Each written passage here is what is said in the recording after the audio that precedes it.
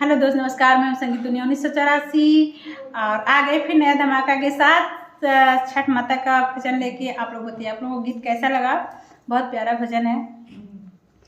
केलवा के पात पारा उगेला सूरज माला झाकी झुकी हे करेली छठ बारतिया के झाकी झुकी हे करेली छठ बारतिया की झाकी झुकी। हम तुमसे पूछी बारतिया है बारतिया से के करा लागे हे करेलू छठ बारतिया से के करा लागे हे करेलू छठ बारतिया के करा लागे।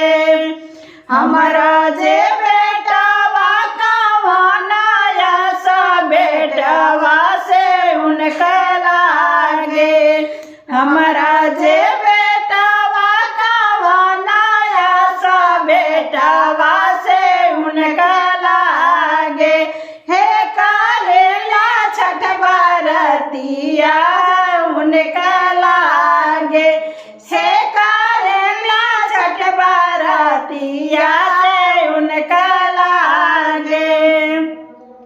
अमरूद के पात पारा उगेला सूरज माला झाके झुके अमरूद के पात पारा उगेला सूरज माला झाके झुके हे करेले छठ बारतिया से झाकी झुकी हे करेली छठ बारतिया से झाकी झुकी।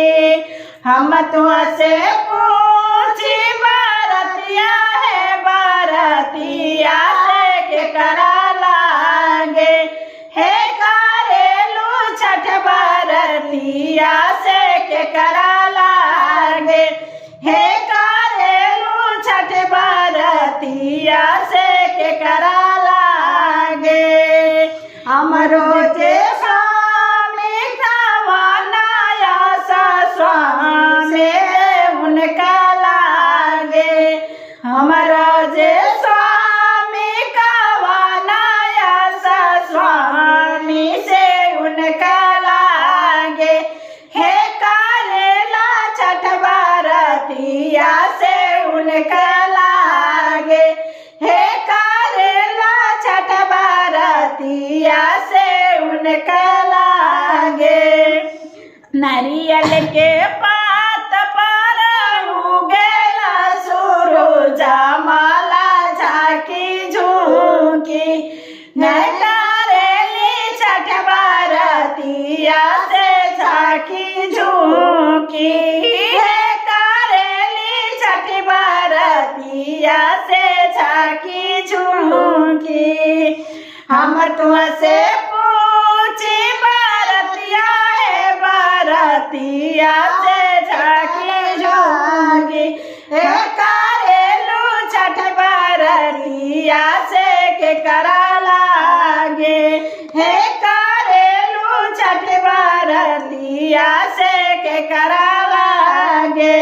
हमारा जे बेटी कवानाया सा बेटी से उनका लागे हे करेला छठ बारतिया से उनका लागे से करेला छठ बारतिया से उनका लागे। केलवा के पात पारा उगेला सूरज माला झाकी झुकी हे करेली छठ बारतिया से झाकी झुकी हे करेली छठ बारतिया से झाकी झुकी। ये गीत आप लोग कैसा लगे कमेंट में जरूर बताइएगा। तब तक ले मिलते हैं अगले वीडियो में अगले गाने के साथ। Bye bye. जय माता दी।